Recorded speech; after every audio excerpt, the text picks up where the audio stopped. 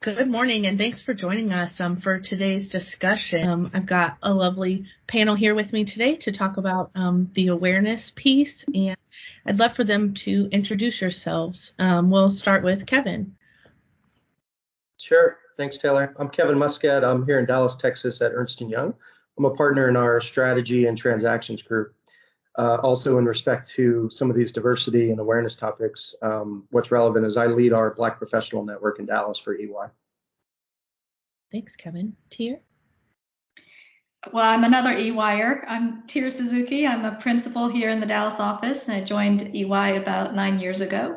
And my role at the firm is a client service partner, and I work with many of our clients in the Dallas area, and also a very strong advocate of diversity, equity, and inclusion. And I serve on our America's Inclusiveness Council here at the firm. Thank you. Merary? Hello, everyone. Merary Simeon. I am the co-founder of Color Forward, which is an organization that highlights successful multicultural women. And I'm also a long-term HR executive for Fortune 100 companies. Thank you. And Tom, why don't you introduce yourself and tell us a little bit more about the discussion we'll be having today. Yeah, good morning. My name is Tom Foley. I'd like to consider myself a fierce advocate for diversity, equity, and inclusion. Pleased to be here with the launch of our Culture Roundtable, and just a little bit of backdrop. The Culture Roundtable came together with leaders within the Dallas market. We have leaders on this call that were instrumental in pulling it together. And the idea was to activate the economic opportunity for all that's included in the Business Roundtable's definition of a role of a corporation. And the challenge of working together as corporations to create that economic opportunity for all. We certainly know, as we have leaders in the Dallas market here, that Dallas is a thriving economic engine at this point and continuing to grow. We also know that that's not shared equally by any means.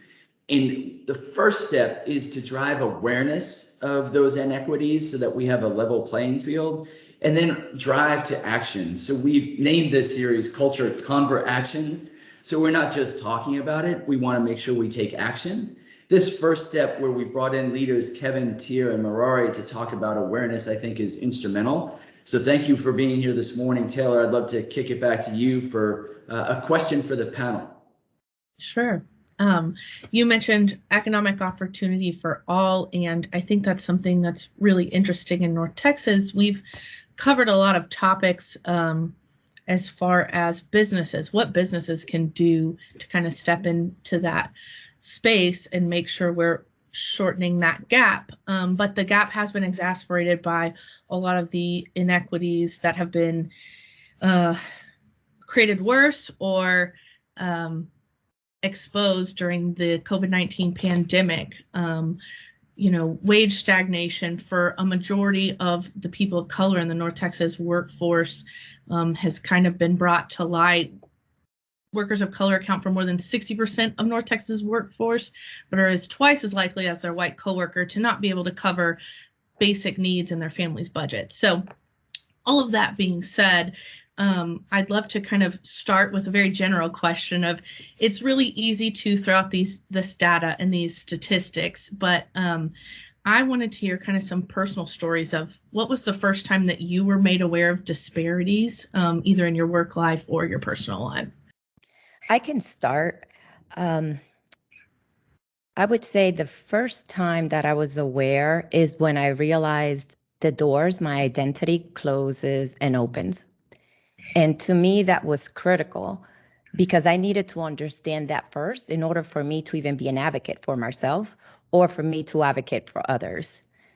So when I would interview for some jobs or even just things in society, I realized that the intersectionality that comes into play.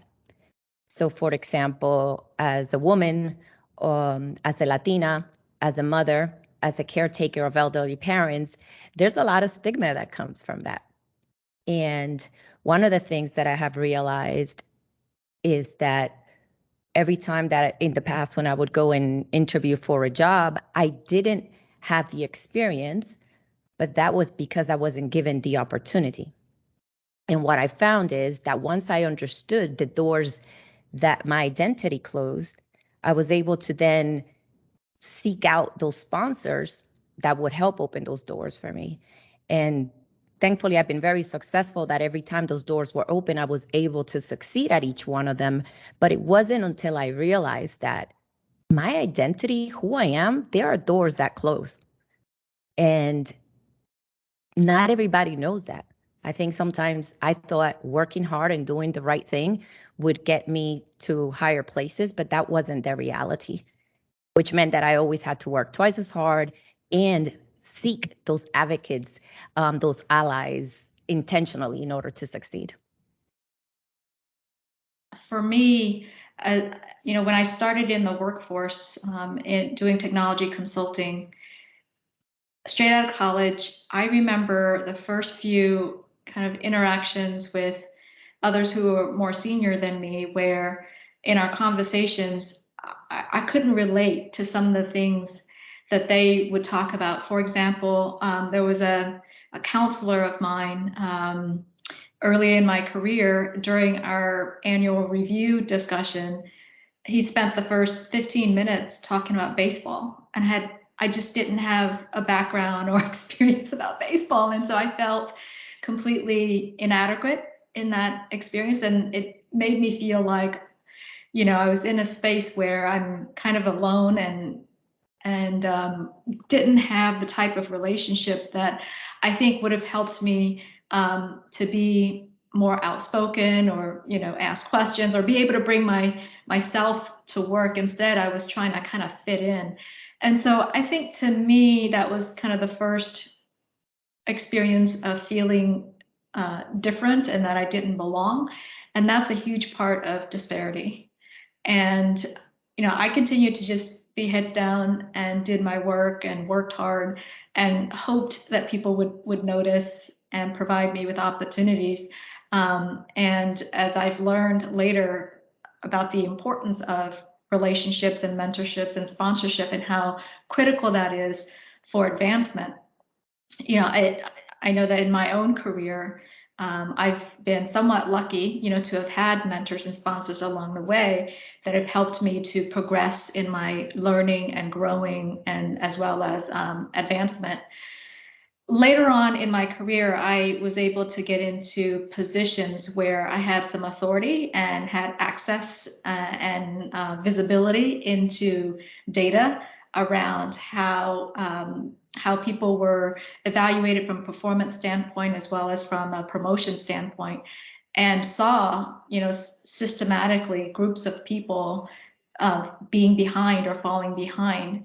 And so that was a view that I didn't have, early in my career, that helped me to better understand that the disparities are systematic, and that we as a business needed to look at our processes and figure out what we need to do in terms of systematically addressing the disparities that we were experiencing.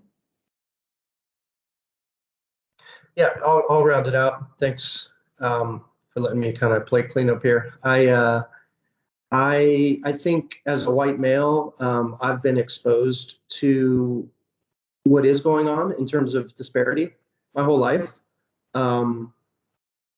My upbringing, I went to high school with, it was probably a third Black, a third Cuban, a third white. I always had a diverse background. So I think the awareness was there, but what I would say about 10 years ago, when I took over as one of the leaders of our Dallas Black Professional Network at EY, was a time for what I would say is called heightened awareness for me. So again, it was kind of always there, but it was more heightened about 10 years ago. And that's when I really tried to spring into action, which is something that I still try to do to this day. And look, at the time, every one of our ERG or affinity groups needs a partner to be a sponsor to help cut through some red tape and really just expedite and make things more efficient. And we didn't have a Black partner in Dallas at the time, which was shocking to me. And that's not for lack of effort, because EY is pretty good at this stuff. Like we're considered pretty good from a cultural perspective. So that was eye-opening to me. That brought me a level of heightened awareness. I'd say 2016, after the sniper shootings in Dallas, when we had roundtables and quote unquote testimonials from our Black employees about things that they're facing in their lives in general was eye-opening, and I appreciate the firm giving us that opportunity, also leading to heightened awareness. And then from an empathy perspective, you try to put yourself in other people's shoes. Sometimes that is easier than others. I actually had a real life experience. I was in Washington, D.C. at a NABA conference, National Association of Black Accountants. And I walked into a convention center in a room, a kickoff plenary with about 2,000 Black professionals and probably about 10 white professionals. And it was just mind-numbingly uncomfortable and at the same time enlightening. And by the time I walked out of the room, I realized that I was meant to be there and meant to see what it felt like to be the only person in a room. So those are just a few examples of what I would call the heightened awareness. And honestly, based on the firm, our Black professionals, meetings like this, Tom, articles from you, Taylor, from the DBJ, right? It's just continued awareness, and it's a continued education that I don't think is ever going to stop. Hey, Kevin, I have a question for you. So you talked about when you were growing up in school, what is it, a third Black, third Cubans, third white. So in that experience, like, were there specific disparities that you were starting to see in the experiences of the non-white students, or like, can you say a little bit more about that in terms of what you observed? Yeah, I probably was too young and dumb to really let it all sink in and absorb what I needed to. But a couple examples, we had an area in Miami called Richmond Heights, which is probably the most equivalent would be like a South Dallas area. And there was a hard line. I mean, I remember the street that divided, my neighborhood from Richmond Heights. And as I look back, that was very distinct. Something I didn't probably pay enough attention to, but I actually grew up with my best friend was Black growing up, a guy named Michael Dallas, who I still keep in touch with to this day. And I realized looking back that he would come over to my house for, play dates and sleepovers and birthday parties. I never once went to his house. And again, I was probably too young and dumb to realize it, but now I realize there was a reason for that. And that's just another example of that disparity that I probably didn't appreciate until this day. That's interesting. When I was in elementary school, I went to Lakewood Elementary in Dallas, and I was bused there from where I was living. And I remember I had some friends who lived in the Lakewood area is a very nice, I think I would consider an affluent area. And I would get invited to their house to, I think there was one particular night where we had a sleepover, and I was just in awe of, their home. And I thought about my home and could never invite them over. Yeah, for me, you made me think back of my experience in school, and they were different, right? I was the only one. It was actually, I remember, it was one Black woman, one Vietnamese woman, and me. And we're still friends because we only had each other. Later on came other Hispanic friends. But one of the things that I believe I still carry with me is that is still happening today. There's only a few of us, despite of all the amazing work that people like all of you are doing. And I still see the wellness and the issues that continue to have. During those times in high school, and exactly like some of you said, I was probably too young to understand what was happening, but we lost, some of the diverse children, friends, to suicide, to drugs, to the streets, because we didn't have role models. I was just only one of the lucky ones or blessed ones to make it out. But those things were happening then, and they continue to happen now. I won't say how long that was in in middle school, but those are the experiences that I carry that I think a lot of us carry, and why it was so important for me to really understand what I can do now that I am in a position of power to make sure that I do my part and help support those that continue to struggle the way that I did, because unfortunately and sadly it has not changed, at least in my experience and the experience of those that I sit around. Yeah, absolutely. Thanks for those responses, guys. I think you all brought up a really interesting topic that I wanted to get you to expand upon a little bit. data is really good at exposing inequities in the systematic way. It's very good for showing that there is a problem throughout a system, but sometimes, and I think I run into this a lot in my own reporting and writing and kind of thinking about these topics, it creates like a distance, kind of holds it at arm's length, right? Of like, these are numbers, and maybe not necessarily thinking about the people behind those numbers. Could you talk to me a little bit about that, if you run into that, or, you know, what you kind of do or how you think about it to humanize some of these statistics and inequities that we're seeing? One thing that came to mind for me is how not feeling like you're not included and not belong somewhere, how that impacts your confidence, you know, to use all of your gifts and talents, whether it be in school or at work or what have you. Like, you just feel like, oh, you know, like I'm not as good as, or a smart ass, or people don't really want me. So I think the impact on, I know when I was coming up in my own career, it wasn't until my 40s where I felt a stronger level of agency and confidence to go after what I wanted, you know, to ask questions, to express my disagreement in things. And I think that the impact of the disparities that happen on the individual causes us to, you know, to also have to, I don't know, find a way to open up in a way that I don't know if I'm articulating this correctly. I just think, you know, before I used to think that the problem is with me, you know, that I was the problem. I wasn't as smart as, I wasn't as whatever as other people. And I didn't realize that I was part of a society and a system that played a big part in holding me down. I thought I was holding myself back and holding myself down. And so what I think that the data and statistics show that in the society in which we live in, it puts a lot of people at a disadvantage. And it's opening those doors of opportunity and mentoring to help them understand that, hey, you've got a lot to offer, and you there's a lot that you have to overcome. Let's figure out how we help you, you know, do that. I don't think I had that growing up. It was kind of like, just continue to, you know, heads down and work hard. And I want to help younger people to understand, God, they have so much to give. And while there are these external things that could negatively impact, you know, your opportunities, don't lose sight of the strengths and the power and the talents that you have. Yeah, for me, I try to make the numbers more relatable to people by really, and I keep going back to this identity piece, but we all have unconscious bias and we don't realize it. And for the white male or the white woman, I try to tell them, this is the doors my identity closes. These are the doors your identity opens and closes, because we each have. But then by allowing that, it makes it less, oh, you have more power or you have more privilege. No, there are doors that you can open to help support me.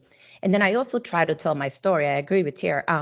For years and years, I was embarrassed to tell my story. I wouldn't say it, and people would ask me. And a lot of times I didn't show up into networking places because I didn't want to get asked, what did your parents do? What did you do? But then I realized that now that I am successful, I am an example of how people can change their lives. And I'm also that piece of information that people need to hear about, so that when their unconscious bias wants to kick in, they think of like, oh no, here was a Latina that was able to make it and do well because of people like me that helped her out. You know, my whole purpose was always to escape poverty, and I worked really hard. But exactly like Thear said, I was doing what society wanted me to do or what people wanted me to do because that's all I wanted. Like, I just had one goal. I need to continue to move forward. But I also realized that I got to a point where I was just burning myself out. I was getting sick because I was trying to prove to the world something that I didn't even believe myself. And it wasn't until I was able to realize that, no, you're smart, you overcame you've been resilient here, you've done all this and that you can do it. But for me, now, to answer your question, I try to bring a face to the numbers so that people can see, the allies can see that we have potential, but that people like me can see that there is hope. I've been asked this before because we talk a lot about numbers versus, real life. And I think my caveat is the numbers are not everything. Our diversity professionals are not just a number. And if you were to increase the numbers or headcount or recruiting or retention, it's not going to solve everything, right? I mean, the numbers are not everything. That being said, I'm a big fan of numbers. I'm a numbers guy. I'm an accounting, finance, M&A guy. So numbers are important to me. I think in this era of awareness, I think in this era of fake news, I think numbers are a good thing to support our arguments and our defense, because they're just mind blowing, right? The numbers are just mind blowing. So I think that helps. It helps with people like me, the white male, some of my colleagues that just don't get it. And when you throw numbers out there that are real and powerful, I think it makes a difference. Now, that being said, you have to act. And again, it's not just about numbers. But I do find it helpful. And I'll go back to EY. We issued our transparency index for the first time this year. After 100 years, we actually went down to the level of Black employees, of Latin employees, et cetera. And it was eye-opening for a lot of people. And I applaud the firm because it's a little bit of egg on their face because the numbers aren't great, but we were able to be transparent. And that's where the numbers have some importance. I'll throw out a number to you. How about 400 years of a head start? Okay, that's a pretty powerful number. How about 40 acres and a mule, right? That's a pretty powerful number when you talk about Cory Booker and the racial wealth gap and the inability of some of our Black professionals or Latin professionals to actually build generational wealth, right? So numbers can help support that. But I think to Thear and Merary's point, obviously it is not just about numbers. There's a face and there's a person behind all this. And I think at the same time, our diverse communities, sometimes as they're looking and trying to determine what actions can they take to help make progress in this area, they're too dependent on numbers. It's like, oh, we need to get this number, we need to get that number, but we can't get access to it because of legal restrictions in companies. I hear that a lot within our firm, where there are people who are very passionate about this topic but feel a little bit crippled because they don't have the data. And I try to say, look, yes, we can't get access to this level of detail of data, but we know it's an issue. But let's not having every little detail of the data keep us from being able to do something to help fix this problem. Like you touched on, Thear, it's not just a personal situation. This is systemic. So I really appreciate the feedback on that. Hey, look, can I ask Kevin a question? Of course. Since Kevin, you're kind of our white male in this panel, I often think about making progress as a collaboration that requires those who are seen as victims as well as those who are in the majority, right? What I don't have a good appreciation of is how our white male colleagues are thinking about this. So that's why I'm so glad to have someone like yourself in this discussion, because I think we really need to be understanding each other and working with each other in order to have real progress. Otherwise, we're gonna be stagnant in this. And so I would really love to hear your thoughts around the awareness of our white male colleagues on this topic. And how I don't know. I know you're not representing all the United States, but yeah, that. I think, like any complex question, it has a complex answer, right? So there's a spectrum. I think you have, we used to use the term woke, right? That's maybe an outdated term at this point, but you do have certain people that get it better than others. I'll even say myself, even someone like Tom, we don't probably fully get it. We can't give ourselves that much credit, but we probably get it more than a lot of white males. So a lot of this is just continuing that education and awareness for others. I think it's a journey. And I think, I use this term a lot, hand-to-hand combat. I mean, I think it's one-on-one conversations, it's testimonials, it's real life experiences.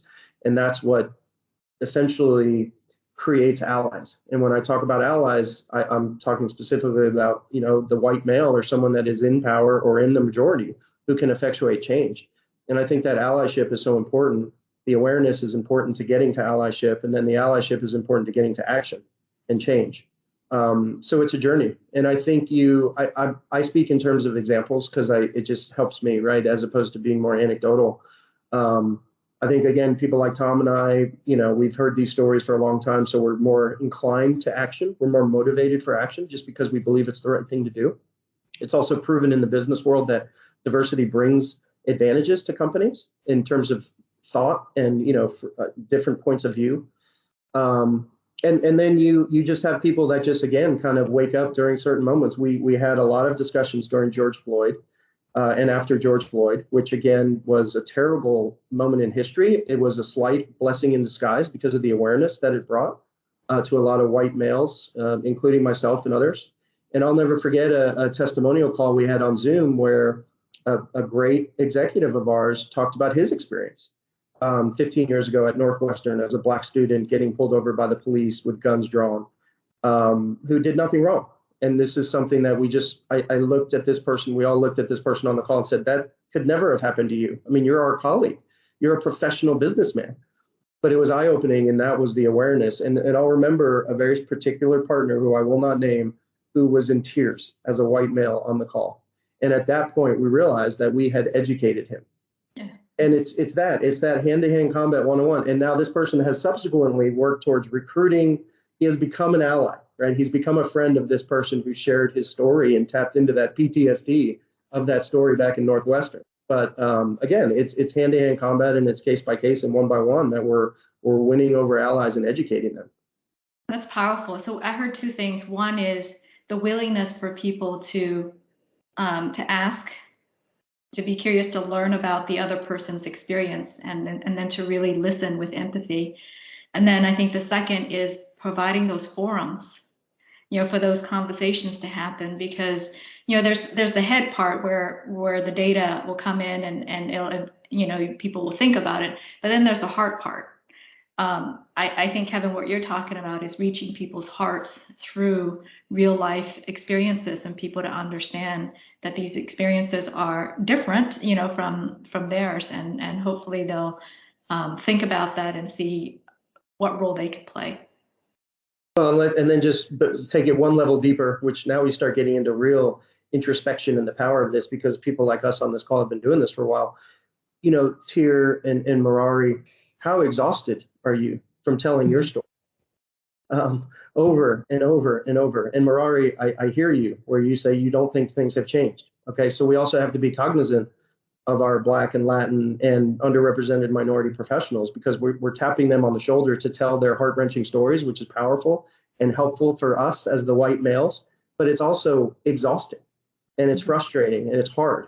So we have to be cognizant of that well. And all I can do is just be cognizant of that. And all I can do is thank you, people like Thear and Merary, for telling your story, even though it's difficult, because every time you tell it, you win over a new ally. And I do think you effectuate change. Yeah, no, thank you for bringing that up, Kevin. You talk about numbers, and I believe in one of the reports, studies show that although leaders believe that culture and inclusivity is critical to organizations, only 21%, if I'm correct, either 21 or 31% actually have a strategy against it. So again, it's a call out, not just for the white male, but also leaders in positions of power to ensure that they're being intentional about having a strategy for inclusivity that is not only we believe in it, you got to be active, exactly like you said, Kevin, because if you're not taking action, then you're not helping. And then the other thing that I would say, a lot of people would tell you, oh, I'm not in a leadership position. I'm not a CEO or a VP. And I would challenge that to say that each of us can do that today within the community. Who are you mentoring in the community? When you buy things, are you buying from minority-owned businesses? What are you teaching your families? If every person that I would bring to my house is a Latina, then I am not doing anything as far as teaching inclusivity to the new generation. Number one, I'll give you a personal example. I was very intentional before my children were born to find a Black female doctor. Why is that? Because I know the unconscious bias that is out there. I am extremely intentional about the things that my kids do and who is the diversity around them, so that they are growing up seeing other successful Latinas, other successful Black people, Asian women, you name it, whatever it is, so that they have that around them. So as an individual, you can do a lot. And as a leader, you have even a bigger platform to make an impact. And it's not just in the communities, critical, but also the people that are around you. On DEI discussions, whether it be in a small group like this or a big conference, what I get excited about is when I see white males, first of all, showing up and then sharing their experience, on this topic, and then speaking out, using their voice. And I think for a lot of white men, it might be uncomfortable because they don't want to say the wrong thing, or they don't want to ask the wrong questions. But it's so powerful to have that voice there. And so my message would be, in every DEI discussion, we should always have members of the majority group be an active part of that conversation. I mean, essentially, we need more upstanders. I know we talk about allies, but we need the voices of upstanders to be louder, because that's when others will hear that as well. And it's not just the minorities or the women talking about their issue, because it's not our issue. This is a business issue, and this is a society issue. And in fact, who has the responsibility and accountability to help fix this issue? I think we all have a perspective on that. I would say I see the women and the minorities and those in the minority community kind of pushing and are louder, but we need the majority to be louder on this topic. And I would add one more thing to what Thear said, that was beautifully said, is I wouldn't just make it a DEI conversation. There are plenty of opportunities at the table, in the communities, in our day-to-day, at the dinner table, where there are microaggressions towards people that are different than us. And it is during those times that we need more people to speak up about it. So to me, if we can start making those moments, and leave, honestly, the DEI piece is only a small portion of it. The minute everybody can see that this is an opportunity that we all have in our everyday walk, in our everyday conversations, I think that's when we will really start to change the culture. Because we need more people like you, Kevin, while they're sitting at the table, educating others as well. So it's not just people like Thear and I, right? And I'm sure you're doing that already. But I think that is the one thing that I would leave the people with. And okay, I lied. One more thing is, one of the things that I try to tell people, and this is what I do, when you fall in love with humanity, you always try to do the right thing. I love my children, and I try to do the right thing by them. I make mistakes. I am not perfect, but I started from an intention of love. I think if we think of humanity the same way, we're going to make mistakes, but knowing that we're trying, that we're there, and we're not letting fear get in the way of what's best for humanity, I think we'll also begin to change the culture around us. It's hard for me not to want to jump in. If a few thoughts, Merary, where you talk about the intention of love, it brings me back to Thear, your question to Kevin about what does the white male think? And I like to start with an intention of love, and that the white male is unaware, not dissimilarly to Merary and Thear and Kevin, how you explained how you were unaware when you were younger. What you see is what, from a human perspective, we get comfortable with. And it kind of recalls when I was just teaching my daughter how to drive and you explained the blind spot. And she's like, there is no blind spot. And, you know, until the car behind you honks and you jump, right, the data doesn't hit you until the heart grabs you. So I start from a place where the white male needs that heightened awareness that Kevin's talking about. And I know if I look back and I'm candid about conversations that I was at least involved with when I was 10 and 11 and 12 and 13, right? It would shock me if I was to hear that now. I recall one of my favorite library books that was read to me in elementary school was, I think it was called The Five Chinese Brothers. And it was, each had a unique skill. So one could withstand fire, one could swallow the whole ocean, and you know, the other three can do something. And they were trying to be killed by a greater force. And every time they tried to kill, they didn't realize there were five of them, right? Every time they tried to kill one of them, they overcame it because they swallowed the ocean so they couldn't be drowned, or they withstood the fire because they couldn't be burned. I just, and I didn't know the depth of the book, right? I was in fourth grade. I just remember I really enjoyed the book. I went to a bookstore to get it for my children, right? To bring back the memories that I had of a fondness of a book. My goodness, like when I read that book, it hurt, right? The level of racism that was weaved through that book. And when I was 10, I didn't hear it. I didn't know it. I didn't think about it. And I had my librarian reading it to me as if that's expected. So, you know, the heightened awareness is key, and it continues every day. There's always something, and that's for all of us. You know, there's a heightened awareness that consistently exists. And when you talk about the action, I call it choice and voice. So you have the choice to learn, you have the choice to listen, you have the choice to put yourself in somebody else's skin, as they would say in To Kill a Mockingbird. And then you have the choice to use your voice. And that's where the action comes in. So I apologize for jumping in, but just listening and weaving through the conversation is unbelievably powerful, what you've shared today. And, you know, I would like our straight white male colleagues to know you're not the enemy here. You know, we need to work together on this.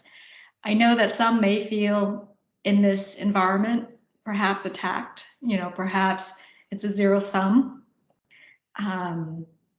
But I think that as human beings, we all want very similar things, you know, to be to have the freedom to choose, to be valued, you know, to be heard, to be seen. And I think if we can stay at that level, right, then we can come together and have these crucial conversations and these seemingly tough conversations, but we can grow together in the process of doing so. And so that's what I want to continue to do is be a part of conversations like this, where we're all a part of it and no one is left out. Because I do sense that some of our straight male white colleagues may feel left out in this process.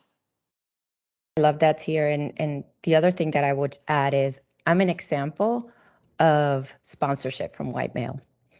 In my high school, I was able to get a job in a pharmaceutical company, and that's what started my corporate career. Now I was a Black teacher and a Black manager, but the CHRO of the company, white male, the HRVP, white male, they made sure that I was successful. And when I tell you that they took me under their wing to build the woman that I am today, I cannot tell you I would have not been able to do it without them, because they would say things. I would sit in leadership meetings as a young intern, and they were like, let Merary do that. She'll be able to do it. They would have one-on-ones with me to show me the parts that I didn't know. Then when I moved to other companies, there was always a white male there who would speak up for me, or whenever somebody else would say the same thing I said. Now, that's not the case. I'm in a higher level position. But if those two men initially in that company didn't do that, I don't know that I would be here right now, because they made it known to the organization that I needed to be successful, and they were willing to take the time, if nobody else was, to teach me the ropes, to sponsor me, to mentor me. And that has a lot. That's why, they started as I was a high school student when they took me under the wing. By 20 years old, I was running, staffing teams in other states because they said, let Merary do it. She can do it. And they were damn right. I could. I just needed the opportunity. The potential was always there.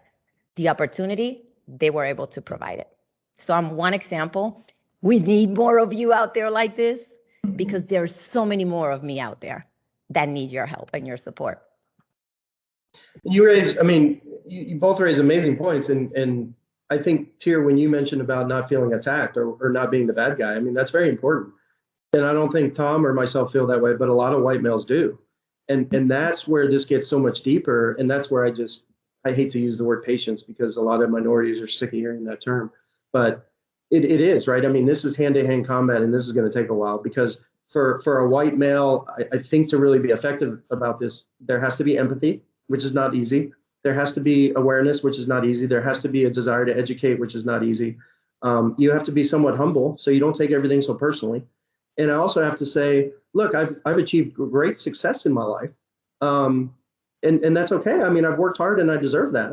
Mm-hmm. But on the other hand, say, I probably had more opportunities than other minorities. And I have to just admit that. And that's okay. Call it lucky. I don't mind saying I'm lucky. And that's okay. Sometimes it's better to be lucky than good, they say, right? But all those things I just described, if you line up 10 white males, right, specifically in our great state of Texas, right, like let's have some 67-year-old old school legacy family businessmen that were in the oil business. Are they going to say the same things that I just said? No. So it's going to take time to educate them, to educate their younger generation and their kids and their kids. But it's complex and it's not easy to do. And we just have to stay at it, I think, as a team.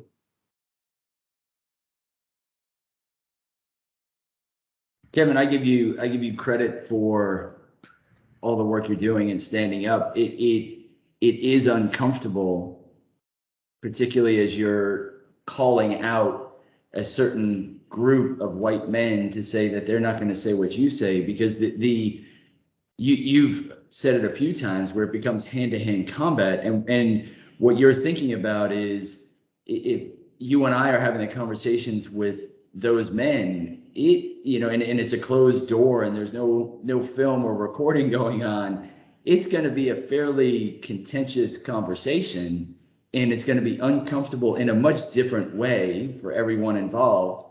And I know people ask often why I do what I do, or otherwise, because you are in those hand-to-hand combat situations. That's really what you're referring to when you're talking about it.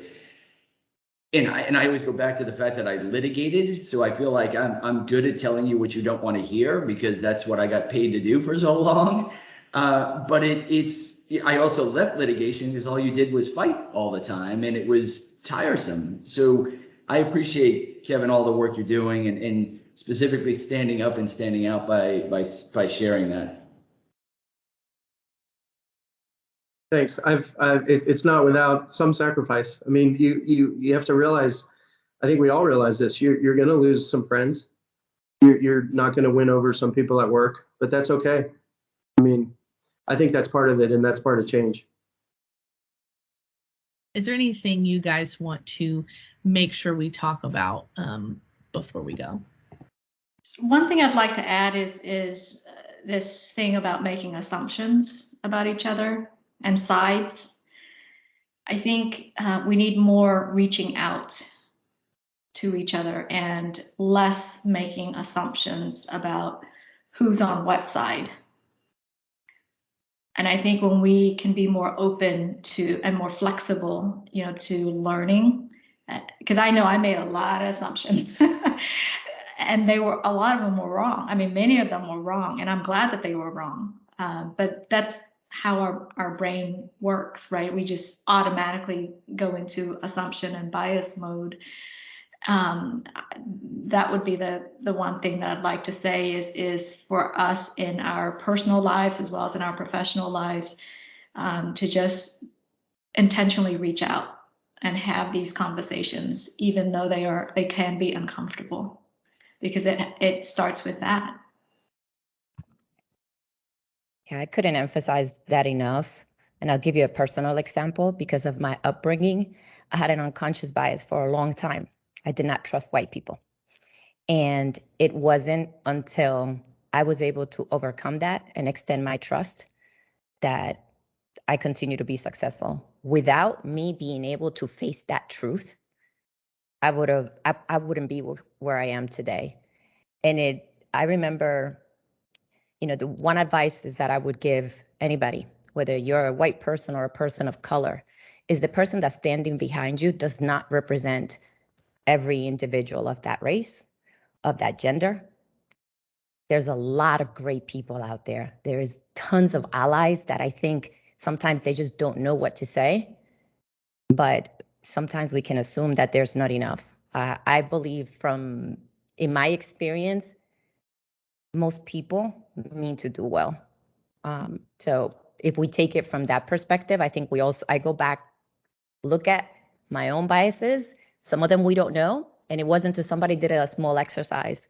When you walk into a room, who are you most comfortable walking to? I wasn't even comfortable walking to Latina women, because when I grew up, the ones that put their arms around me were Black women. And that's when I realized, like, wow, I don't even go to Latinas. But then I was also I had bias against my own people, and I had bias against the white people. I didn't trust them. So I always go back to, I know we talk about understand others, but if we don't understand ourselves first, we're not going to be able to help anybody else. Today, I changed my life by being able to extend that trust. And every time that I look at somebody else, I look at them as an individual and not my past, not my experiences, and not the microaggressions that we may experience each day. Yeah, I'll just finalize briefly again, because these are just amazing points. But I think a big part of that awareness is just continuing to educate. And one aspect of that is understanding that we as white males do have something to prove. And again, that's okay, because there's a lot of distrust, and there's a lot of people raising their hands to help and then disappearing, or appearing on a video or a camera on a photo shoot and then disappearing. So again, I think I just put that in the box of awareness, which is what this web session is about, which I think is such a beautiful topic, and there's so many layers to it. But we will be met with skepticism, and we will have to earn that trust through various things of awareness and action. And again, that's okay, because once you do earn that trust or continue to earn that trust, that's when you could really start making positive change.